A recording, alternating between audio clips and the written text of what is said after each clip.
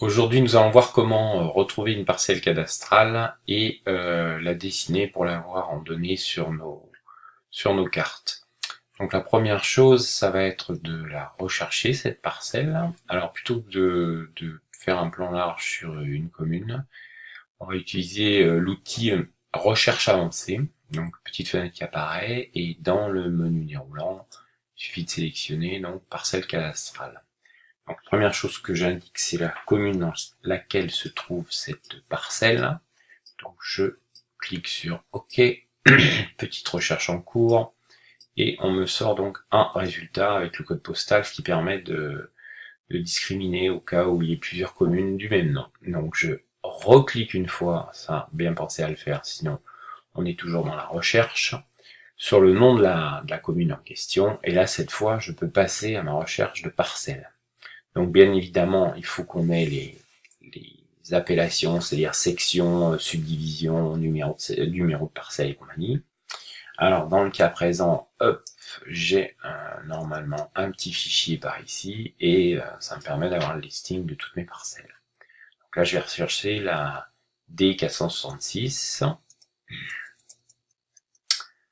donc D ici et le numéro ici. Alors le premier champ correspond à des subdivisions ou à des coordonnées, je ne sais plus exactement.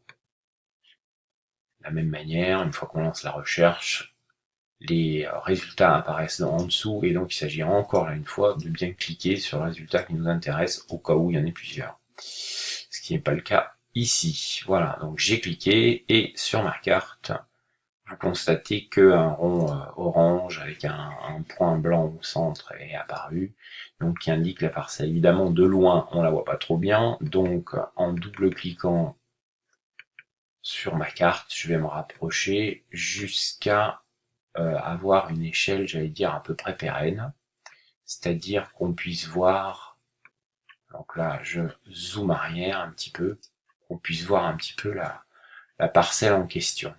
Voilà, donc je pense que je vais pouvoir, avec cette échelle-là, dessiner tout autour de ma parcelle. Donc là, je vais aller chercher donc les outils qui vont me permettre de tracer donc le contour. Alors, on va rebasculer donc sur la partie droite de l'écran, et il faut avant tout sélectionner le croquis dans lequel vous vous agrégez en fait toutes vos parcelles. Donc là, il s'agit de mon croquis qui s'appelle Clairac Parcelle. Donc sur la petite roue dentée, je vais faire apparaître donc les outils qui sont liés à ce croquis-là. Cliquez sur le crayon qui indique que c'est l'outil éditer le croquis. Alors si on fait pas tout ça, juste petite explication et parenthèse, on va créer la parcelle, il n'y a pas de souci, sauf qu'elle va se créer sur un autre croquis. Ce qui fait qu'on va avoir un croquis par parcelle, et donc une liste impressionnante de calques dans ma carte en cours, ce qui va être gênant après par la lisibilité, la manipulation, le regroupement, etc. Donc il faut bien retourner dans le croquis en cours, donc celui qui s'appelle pour moi Clairac Parcelle. J'utilise donc mon petit outil, automatiquement je bascule en fait sur un autre onglet qu'on avait vu dans la présentation, la petite molette qui indique les outils, et là je vais aller chercher donc un outil polygone. Voilà, donc là il est sélectionné, on voit qu'il a changé de couleur, et cet outil polygone va sur le terrain me permettre de cliquer sur les différents points qui jalonnent ma parcelle. Donc, alors là c'est un peu particulier, vous allez voir le concept, je clique donc dans un angle, et ensuite je vais tirer donc une ligne, on va avoir une ligne se dessiner, je vais me mettre au plus près donc du bord de la parcelle, et à partir de ce moment-là, vous allez voir que déjà le polygone est déjà formé. Donc où que l'on clique, le polygone se ferme automatiquement. D'accord? Alors, hop, je vais au point suivant, et donc je vais chercher. Alors là, c'est un peu bizarre puisque vous voyez que la ligne de fermeture est à gauche, mais c'est pas grave, il faut pas s'inquiéter de ça jusqu'au dernier point. Hop, un autre point ici, je vais chercher l'angle ici, alors et bien évidemment, il faut trouver avant de faire tout ça, on tâtonne un peu au départ, le bon zoom, la bonne taille d'écran pour que ce soit facile et qu'on suive au plus près les lignes. Alors là, tac, ici, je vois que j'ai un point ici pour vraiment... Et là, je suis sur mon dernier point. Alors, mon dernier point, le clic va être légèrement différent puisque je vais double-cliquer.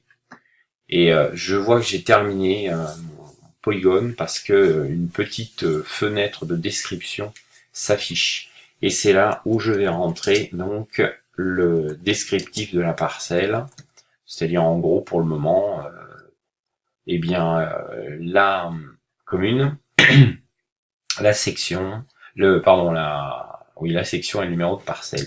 Je rajoute le nom du lieu-dit, et on pourrait imaginer aussi rajouter le type de parcelle, c'est-à-dire si c'est du bois, de la lande, de la friche, etc. Voilà, j'enregistre. Donc là, cette parcelle est venue se greffer en fait à mon croquis.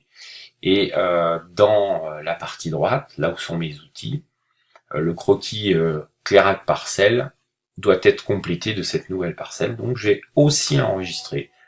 Je le fais à chaque fois. Ça paraît peut-être un peu long, mais ça me permet de rien oublier.